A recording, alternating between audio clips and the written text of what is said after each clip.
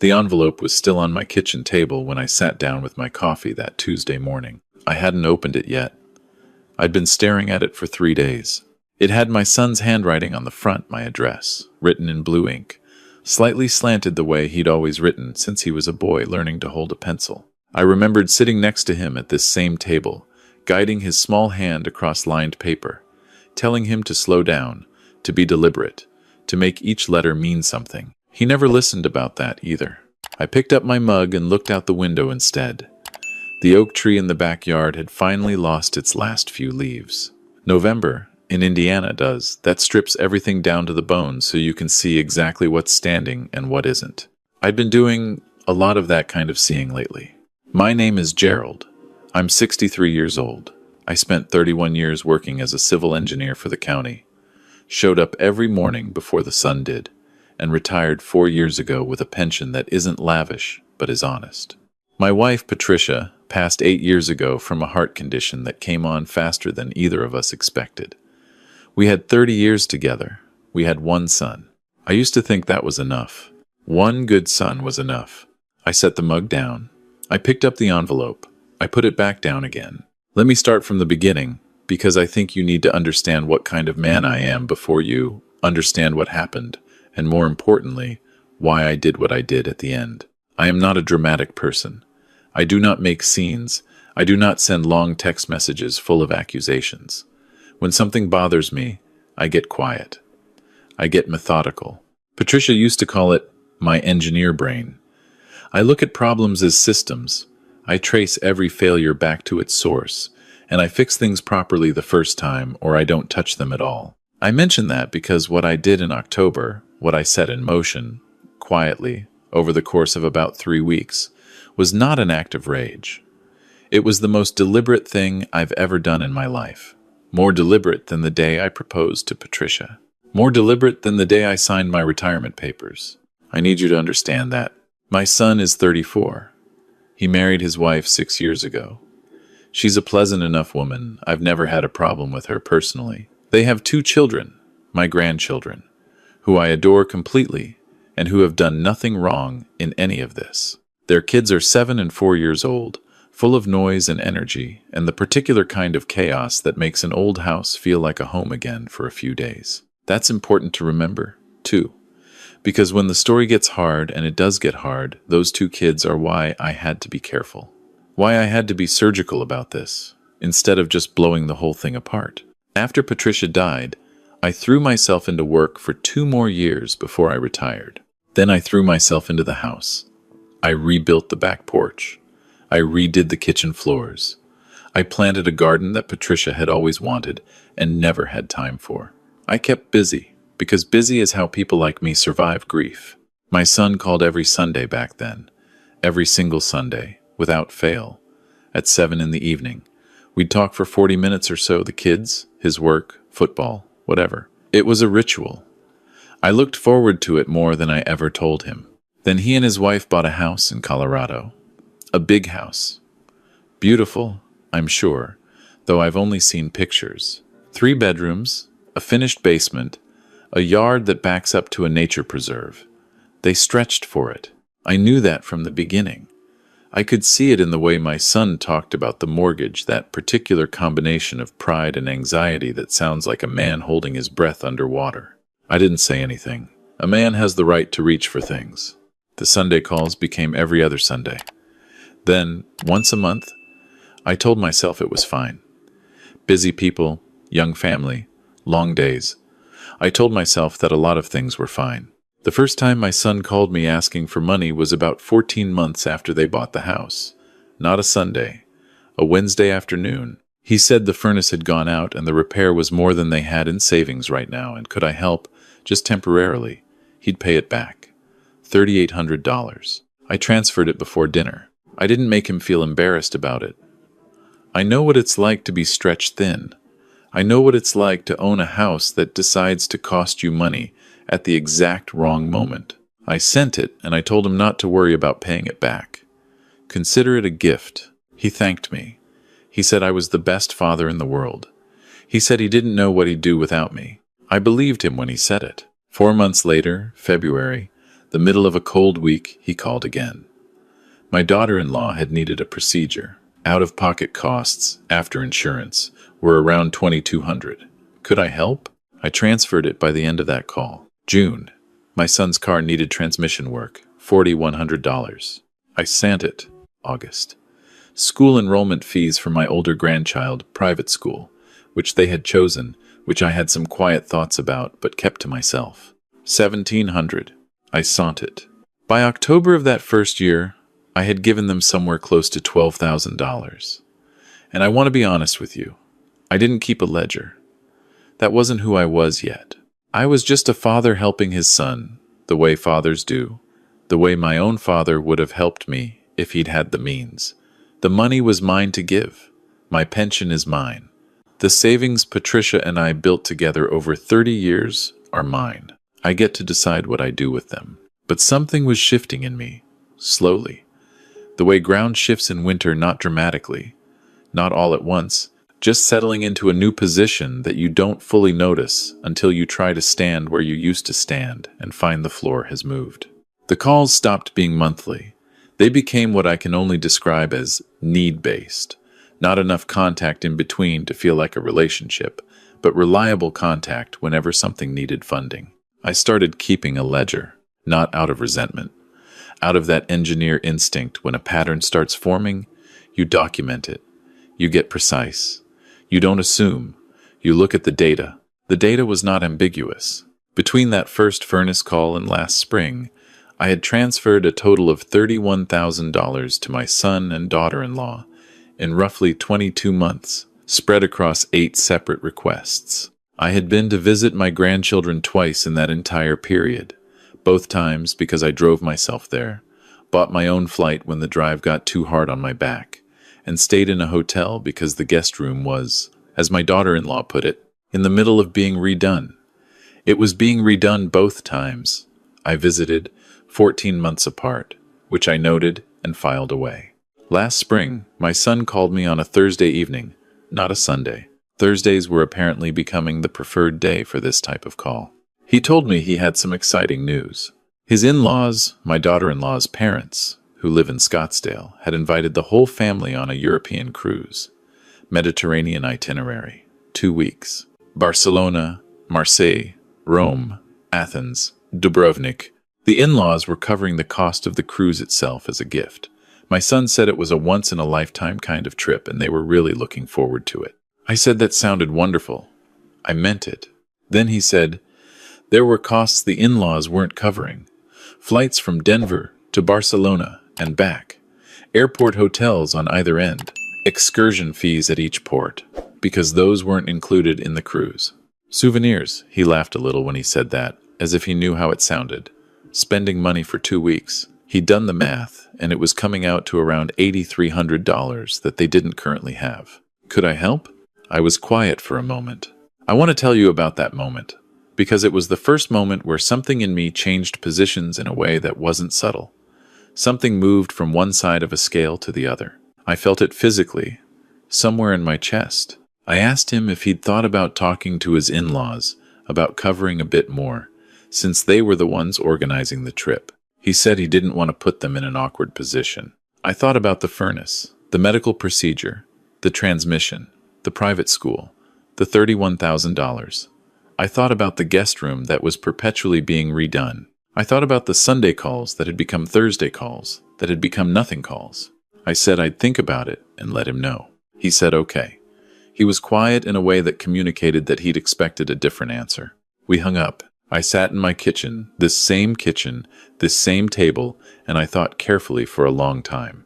Then I called my accountant. Not because I needed financial advice, because I needed a witness to what I was thinking. And my accountant has known me for 20 years and is the most level-headed man I know.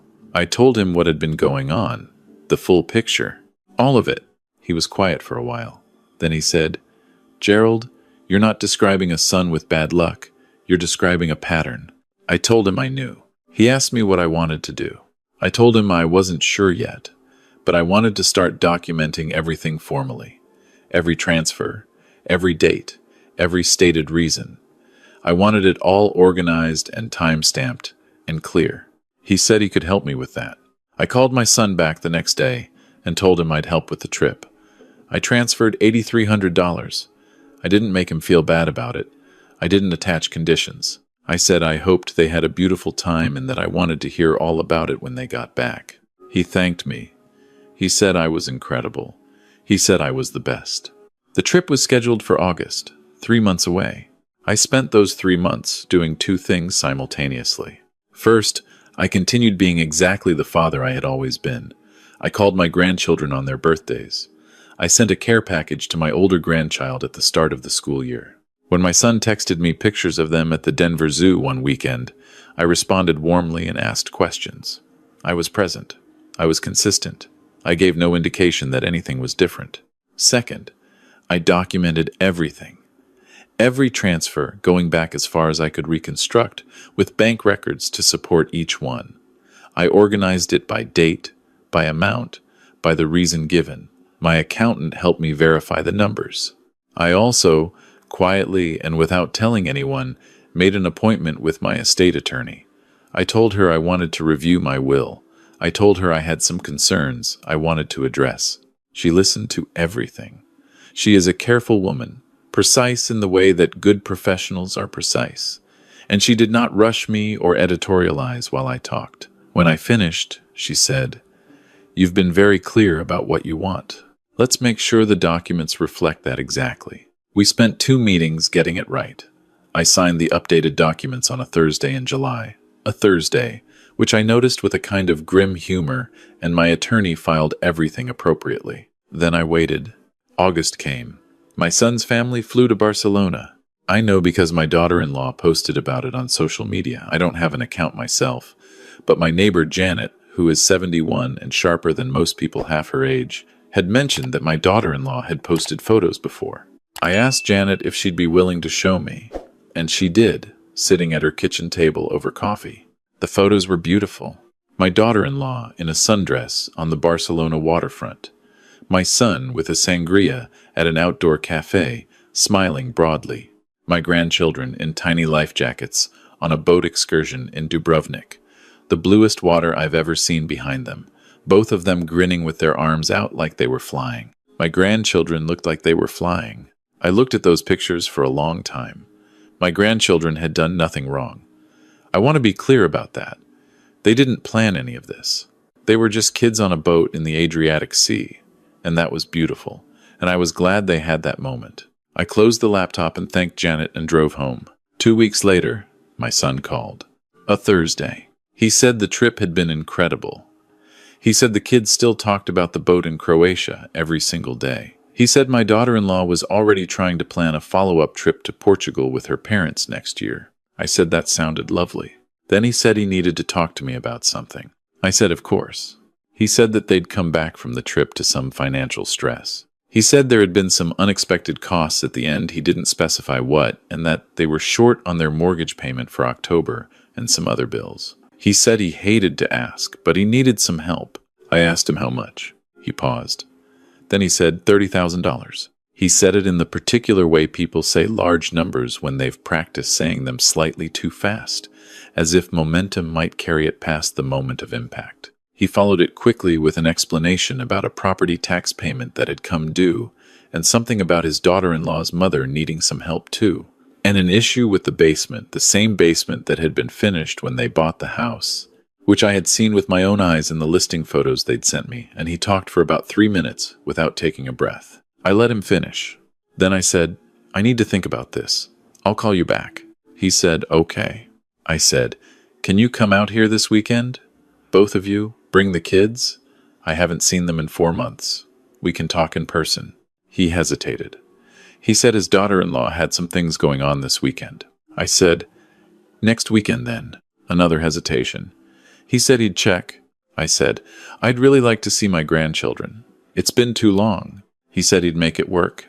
They arrived on a Saturday. My grandchildren exploded through the front door, the way they always do, my older grandchild going immediately for the cabinet where I keep the good crackers, my younger one running directly to the backyard to look for the squirrel that apparently lives in the oak tree now, based on previous visits.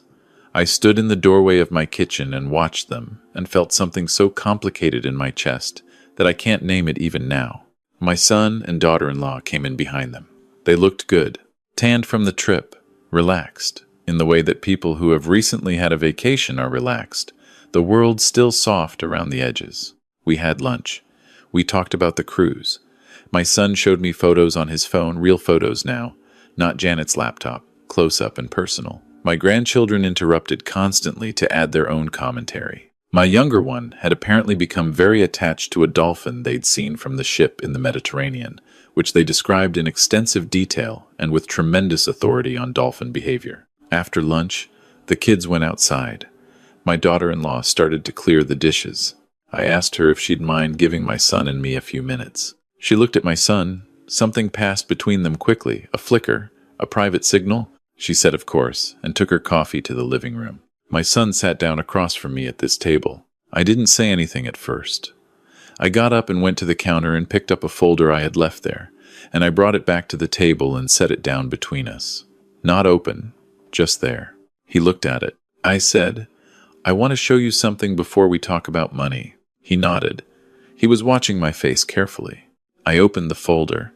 Inside was a printed summary, organized, clean, the way I do things of every financial transfer I had made to them over the past 22 months. Dates, amounts, stated reasons. It ran to just over 2 pages, single-spaced. At the bottom was a total $31,412, not counting the $30,000 he was currently asking for. I let him read it. He was quiet for a long time.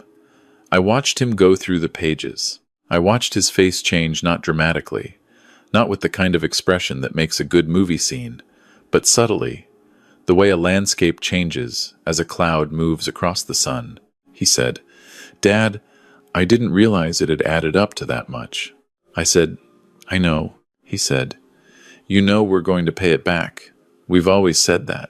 I said, "I know you've said that." He heard the distinction. He looked up. I said, "I want to ask you something, and I need you to answer me honestly." He said, "Okay." I said, "When you called me 2 weeks after you got back from the Mediterranean cruise, a trip I paid for, and asked me for $30,000 more, did you think about this?" I tapped the folder. He was quiet. I said, "Did you think about what this looks like from where I'm sitting?" He started to speak. Something about the economy, about interest rates, about how hard things were right now for people their age, buying houses in expensive markets. I let him talk. I listened. When he finished, I said, "I know things are hard. They've been hard before, and you've called me, and I've helped you. Every single time. Without making you feel bad about it. Without conditions. Because you're my son, and I love you." He said, "I know that, Dad." I said, "But I need you to also know something.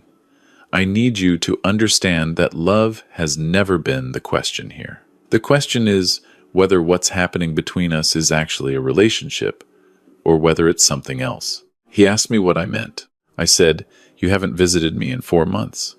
Before the trip, you called me, asked for money. I gave it. We talked for maybe 15 minutes. That was it. I haven't spent real time with my grandchildren since last spring, and the only reason you're here today is because I told you I needed to talk before I could answer your question." He started to say something. I said, "I'm not finished." He stopped. I said, "I've been your father for 34 years. I worked every day of your childhood and most of mine to build something that could last. Your mother and I, we didn't go on cruises. We didn't belong to any clubs. We saved carefully and we lived carefully because we wanted to make sure there was something here when we were gone. Something for you. We talked about it many times, your mother and I. What we wanted to leave behind." I paused. I looked at him. I said, "I've had some conversations this summer with my attorney. I've updated some documents. I thought you should know that." He didn't say anything. His face was very still. I reached back into the folder and pulled out a second document. This one I'd prepared with my attorney's guidance, specifically for this conversation, not the official filed version, but a plain language summary of what the updated will contained, who received what, under what conditions, and what the reasoning was. I placed it face down on the table. I said, "I want to be honest with you. I love you, I love your children. I have no interest in punishing you or hurting you or making your life harder than it already is. That's not who I am, I said, but I've spent the last few months asking myself a question that took me a long time to put into words. The question is this: am I your father or am I your resource? He looked at me. I said, because a father and a resource are not the same thing. A father gets Sunday phone calls that aren't about money. A father gets visits that aren't scheduled around a financial request. A father gets to know his grandchildren beyond the 2 days a year they explode through his front door. He said, Dad, I said, I'm not asking you to be perfect. I'm not asking for anything unreasonable. I'm asking you to see me the same way I see you as a person, not as a function. I flipped the document face up and slid it across the table. He looked down at it. He started reading. I watched him read. I had thought carefully about what I wanted that document to say. It wasn't designed to punish. It was designed to tell the truth about what I valued, about what I'd observed, about what I wanted the remainder of my life and my legacy to reflect. The structure was straightforward. The house would go into a trust managed by my accountant and my attorney to be distributed in a way that would benefit my grandchildren directly. When they turned 25, their education, their own home purchases, the start of their adult lives, not passed through my son and his wife, to my grandchildren directly. My personal savings and investments would be divided. A portion to a scholarship fund at the university Patricia had attended. She never finished her degree, but she'd always wanted to. A portion to the local hospital where she'd been treated for cardiac research. A portion held in the trust for my grandchildren. A portion designated for my son, contingent on something I'll get to in a moment. The contingent portion wasn't small. I wasn't disinheriting him. I want to be very clear about that. But it was structured around something the document stated plainly, that the relationship between a parent and a child must be reciprocal to be real. That love expressed only in the direction of money is not love. That the inheritance I was leaving reflected the relationships I actually had, not the ones I wished I had. The condition for my son's portion was simple: a genuine attempt at relationship, documented over time. Not money, not financial transactions in either direction. Just presence. Sunday calls, visits that aren't requests, showing up. The document also addressed the $31,000 I had already given him, not to demand it back, but to formally acknowledge it as an advance against his share so that the accounting was honest and final, the way it should be. He read all of it. He read some parts twice. I watched him. When he finished, he set the paper down very carefully, the way you set something down when you don't trust your hands. He said, I didn't know you felt this way. I said, I know. He said, I thought you gave because you wanted to. I said, I did want to. That's not the point. The point is what happened between the times when you weren't asking for anything. He was quiet.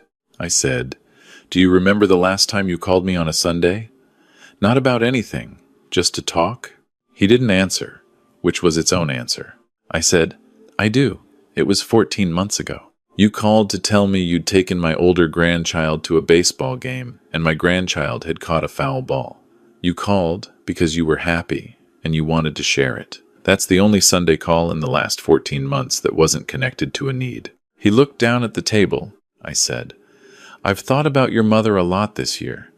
Patricia would be 61 now. She would have spoiled those grandchildren completely and had exactly 0 regrets about it. But she also would have seen what I see.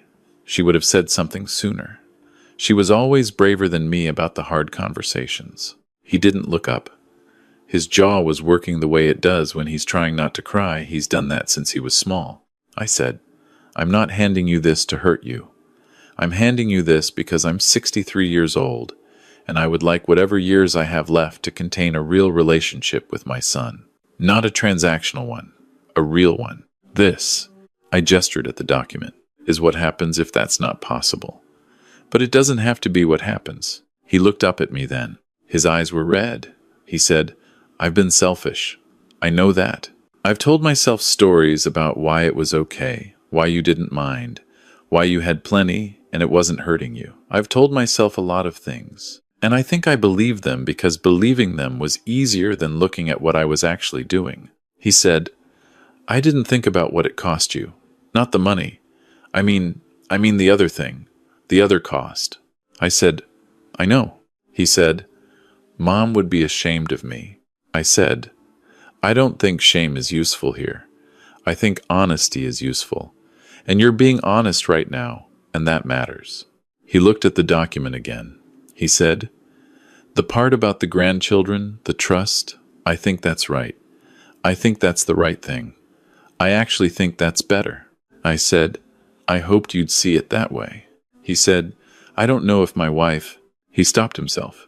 I said, your wife is not my responsibility to manage, but she is someone I'd like to know better. She's been in this family for 6 years, and she's still something of a stranger to me, and I don't think that's entirely accidental. He absorbed that. I said, the 30,000. I'm not going to give it to you. He nodded. He'd known it was coming.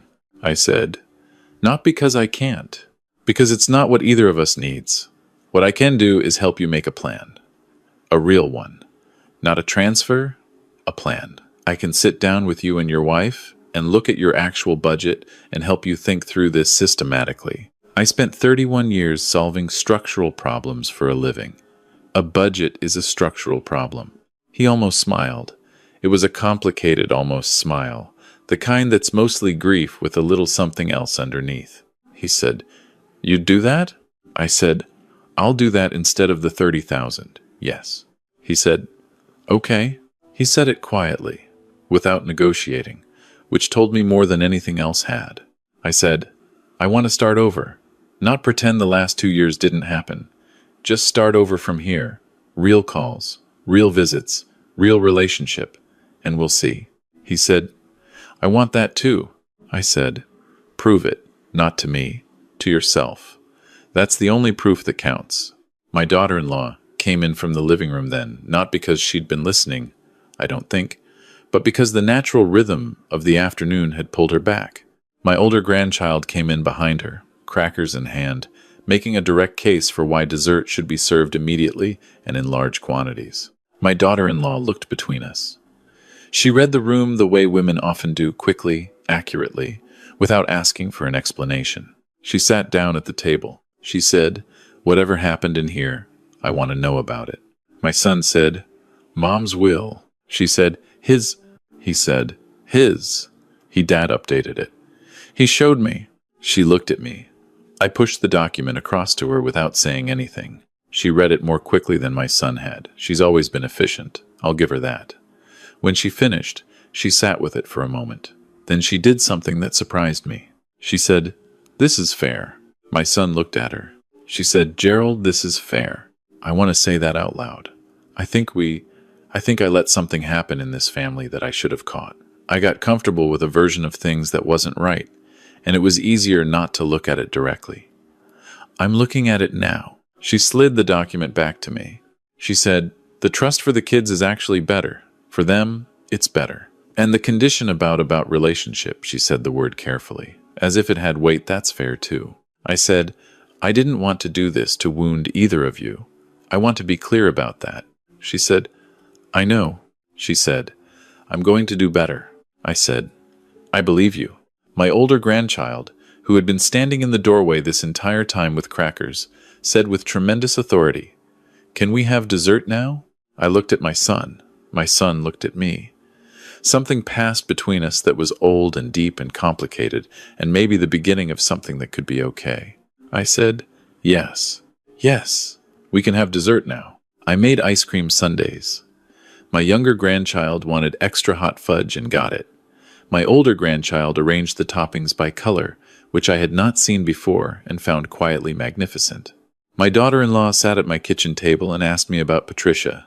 Real questions, the kind she'd never asked before, and I talked about my wife for the first time in a long time without it feeling like reopening something. My son stood at the kitchen counter and ate his sundae and watched his children and didn't say much, but every now and then he looked at me in a way that said he was recalculating something large and doing it honestly. They stayed through dinner. They stayed until the kids were starting to wilt. the particular wilt of small children who have run out of energy so completely that their entire bodies begin to droop like flowers at the end of a hot day. When they left, my son hugged me in the driveway for longer than he has since he was a teenager. He said, "I'll call Sunday." "Not next Sunday. Not sometime soon. Sunday," I said. "I'll be here." I watched the car pull out of the driveway and disappear down the street. The November air was cold and still, and the oak tree stood bare in the yard, all its structure visible now. I went inside and sat at the kitchen table. The folder was still there, and the document, and the summary of 22 months and $31,000, and all the Thursdays that were not Sundays. I put them back in the folder. I put the folder in a drawer, not in the trash in a drawer, where things go that you want to be able to find again if you need to, but that you hope you never need to. I poured myself a small glass of whiskey, which I almost never do. Patricia had a saying. She had a lot of sayings. She was a person full of sayings, the way some people are full of songs. They just come out of her constantly, but one in particular has been in my head all year. She used to say, "Gerald, the hardest thing isn't loving people. The hardest thing is loving them out loud, when it would be easier to just stay quiet." She was right, as she usually was. That Sunday, at 7 in the evening, my phone rang. My son's name was on the screen. I picked up. He said, "Hi, Dad." I said, "Hi, son." He said, "I just wanted to talk. Nothing specific, just talk." I said, "Good, I'm glad." And we did. For 53 minutes, which I know because I looked at the call log later. I won't pretend I didn't. We talked about my grandchild's new obsession with collecting rocks. Apparently every rock is special and has a name now, and the collection currently lives on the window ledge of their bedroom and numbers over 40. We talked about the football season and whether it was going anywhere interesting. We talked about my garden and whether I was going to try tomatoes again next year or admit defeat, which I have not yet decided. He asked me what his mother's favorite flower had been. I told him. He said he wanted to plant some in the yard.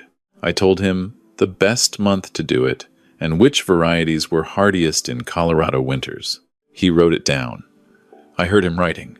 When we hung up, I sat in the quiet kitchen and looked out at the oak tree, and I thought about systems, about how a structure fails not all at once, but gradually, one small compromise, then another, each one made quietly and with good intentions, until you look up one day and realize the whole thing has shifted into something unrecognizable. And I thought about how a structure can also be rebuilt, carefully, honestly, with proper materials and enough time. I went to bed that night feeling something I hadn't felt in a long time. Not quite peace, not quite happiness, but something in the neighborhood of both. The specific feeling of a man who has said the true thing at last and found that saying it, however late, however hard, did not destroy what he was most afraid of losing. The folder is still in the drawer. The will is still filed. And every Sunday evening, at 7 o'clock, my phone rings.